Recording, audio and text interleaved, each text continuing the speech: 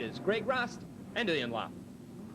Welcome back to the picturesque Wakefield Park Raceway. Sports sedans now making their way out onto the circuit for the third and final race of the day, the reverse grid feature final. And what augurs to be a very closely contested affair indeed. Lyndon Riethmuller just making his way onto the circuit there in his beautifully new prepared Mazda RX-7.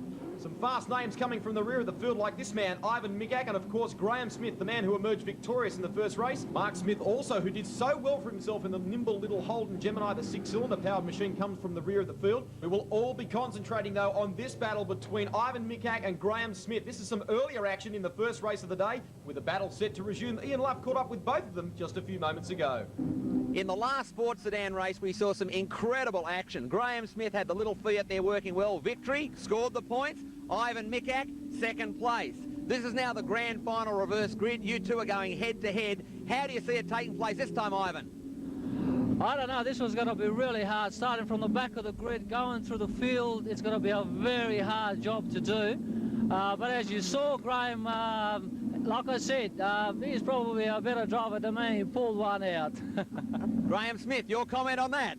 No, I don't believe that to be true. I think I'm just a bit lucky with the horsepower.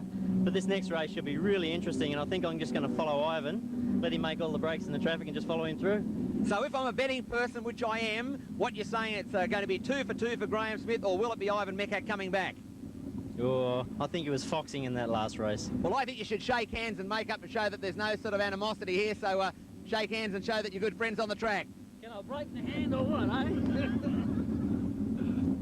Somehow I don't think Graham Smith will be too keen to sit in behind Mickak for too long. The tyre smoke shows you that we are away and racing. Kraus got a great start at the E.H. Holden, trying to fight his way through some of these slower cars at the front of the field. We've had a bit of a touch there. That is Gordon Kay and the rotary-powered Toyota Corolla going off to the infield. It's Greg McShane and the fabulous Falcon. He'll have a lot of hard work to do. Talking of hard work, this man into it straight away. Ron O'Brien fighting his way through. This is Kraus just in front of him there in the E.H. Holden. Tyres are cold though, Ian. He's going to have to keep it nice and tidy.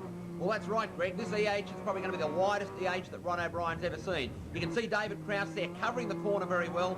Very critical in this early part of the race to get the car into the corner, very tight to block the other competitor behind you. That's what racecraft's all about. But coming down the hill, it's very fast indeed. Out the front, we've got Bill Martin. Now, this Tirana here has got a big Chevy V8. Bill Martin's an engine builder, and I'm sure he's got lots of horsepower in that car. Certainly has. I tell you, one man who is really trying to cover his lines is Kraus at the moment, sitting there in third place. You can see him just in front of Ron O'Brien in the fabulous white E.H. Holden. O'Brien really working very hard in the cockpit here. We see him down towards Woodgate Corner. They come. O'Brien's going to be looking for an inside move. He's locked the brake up. He's gone off in the same part of the circuit, Ian. Well, that's right. He's left the brake way too late. Cold brakes, cold tyres, and Ron O'Brien, unfortunately, has paid the price and will have to sit this one out at the back of the grid. One driver who's really profited from all that frenetic activity at Woodgate Corner is Greg McShane. He's running side by side with Kraus. Now you can see he's just managed to get up the inside of him. Kraus laid under brakes. He manages to gather it all up, gives McShane a bit of a touch in the process, but he's lost a bit of momentum there. I think that's really going to cost him. Well, here we've got the replay of Ronnie O'Brien coming into the corner. Watch him under brakes here. The front wheel, bit of a wheel lock up through there. Way too deep there. Slides off on the grass on the outside. And that's what happens when you leave your brake way too late for that particular corner. You might have to name that corner Ron O'Brien corner. He's gone off there twice now in 2 races. That's bad luck for him. This is good luck, though, for Greg McShane. Up into third place. A car that's not really ideally suited to Wakefield Park, but he is doing a great job using all of the road and then some, though. Well, it's not a lightweight sports sedan carrying lots of steel panels, around about 1,450 kilos. Big V8. The problem for Greg is it hasn't got power steer. And around Wakefield Park, I can honestly tell you, Greg is working himself overtime here. Speaking of overtime, here's the replay. Look at this. McShane into the corner. There it is. Kraus the outside, the touch. Sideways. There it is, the classic case. Late on the brakes there, and unfortunately, David Kraus used Greg McShane as a brake marker. Seemed to have heard McShane too much. Down the Castrol main straight comes McShane one more time. On the outside of him was Lyndon Riethmuller. You can see him there in the endless powered machine. A brand new car for him. One driver who's had a real layoff from racing, but he's really enjoying getting back behind the wheel here at Wakefield Park. Very exciting motor car. It's got a turbocharged Cosworth Sierra motor built by Dick Johnson, putting out about 600 horsepower, total weight approaching 800 kilograms. That moves him up into third place, right in behind this man. This is Jamie Miller in the rotary-powered Ford Escort, fighting it out with our leader, Martin, down towards the chicane section they come. You can see that Miller is all over the back of him, showing a little bit of battle scars, some damage earlier in the race, looking for a run up the inside here as they come down into the chicane. He gets it. I think Martin simply caught napping there, running wide through this corner. That is a really hard corner on these cars here. They really tend to understeer through there. Well, that big Tirana of Bill Martin's is a very old car, and you can see they're putting the power down, getting very sideways. The handling on that car is not too good. And look at the horsepower of Riethmuller's fantastic Mazda. All of that boost coming on there. This car is an absolute weapon. Hard on the gas pedal. Riethmuller putting the foot down. Same as Mickhack. The two Mazdas moving along there on the main straight. Absolutely precision driving. Up the outside of Jamie Miller. This beautiful Mazda here. Piece of workmanship at its best. Two key protagonists from the first race now starting to come into play. In this one you can see Graham Smith sneaking up the inside of Martin. Martin, just as easy as you please, shuts the door at him. He's going to make the little Fiat do all the work out in front, though. Lyndon Riethmuller, what a return to racing from this man. This beautifully prepared Mazda RX-7. RX-7's, in fact, running 1 and 2 on the circuit now because Ivan Mickhack now runs in second place. Have a go at this for horsepower. Down the outside comes Riethmuller, simply gets the 600 of horsepower down to the ground and says, thank you very much, Jamie Miller, and takes the lead. Now you can see that Miller has managed to grab back that second place through the tight infield section. Have a go at Mickhack on the outside of him. Miller blocks the line in the little road tree, and I'll tell you what, Mickhack's not too happy about that, signalling to him to get over in.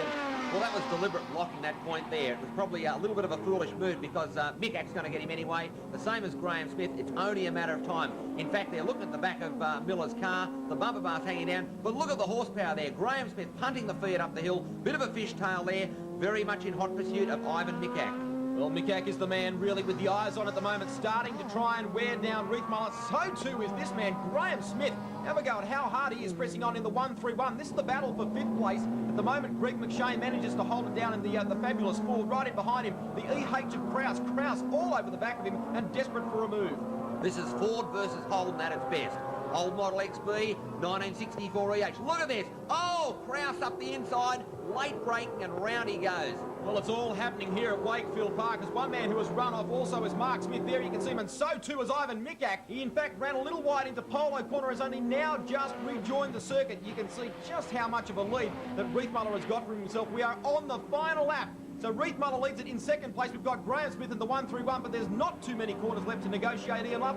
Can he do anything about it? Well, Graham Smith's a real hard charge. He will never give up till the flag drops. He'll push on regardless. The whole secret is, can Riethmuller hold the pace? What can happen in this case here? He'll be looking in the mirrors, he's thinking, I've got it won, I can win this race. Graham saying, no way, I'm going to push on, I'm going to take it from you.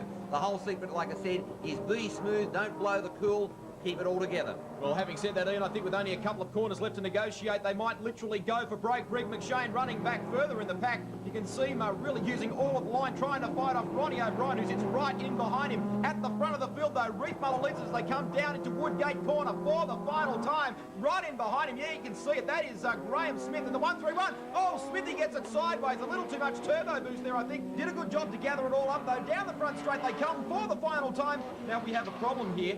One of the officials has held out the last lap board for Norm Stokes there in the Ford Capri. They didn't grab the checkered flag in time. Now, are these two racing still? Indeed they are, Ian. They are going at it head-to-head. What controversial circumstances here at Wakefield.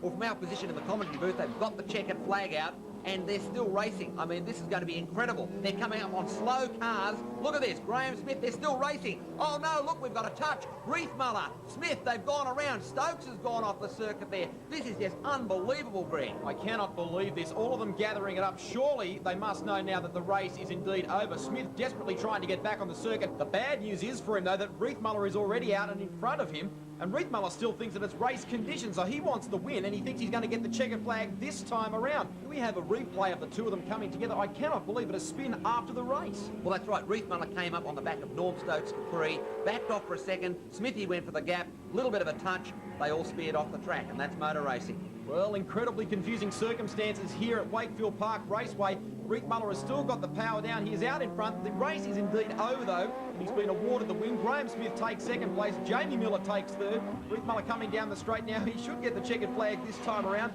but it is already done and run here at Wakefield Park for the sports sedans. Now, talking of action,